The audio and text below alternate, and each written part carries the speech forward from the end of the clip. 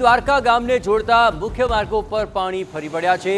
રેણુકા નદી બે કાંઠે વહેતી થતા ગામમાં અવર જવર બંધ થઈ ચૂકી છે। ગામ જવાનો રસ્તો આપ જોઈ રહ્યા છો, ત્યાંથી પાણીનો ધસમસતો આ પ્રવાહ અને ભારે વરસાદને પગલે તેને કારણે જનજીવન પ્રભાવિત થઈ ચૂક્યું છે। આ કોઝવે પર પાણીની અંદર ગરકાવ છે અને તેને કારણે અહીંથી પસાર થવું ભયજનક છે।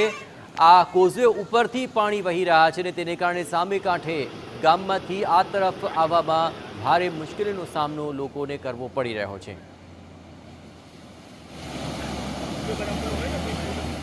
આ જે બ્રિજ છે એ રાણ ગામનો છે અને જ્યારે વરસાદ થાય ત્યારે આ બ્રિજમાં અવારનવાર ઉપર પાણી આવી જાય છે।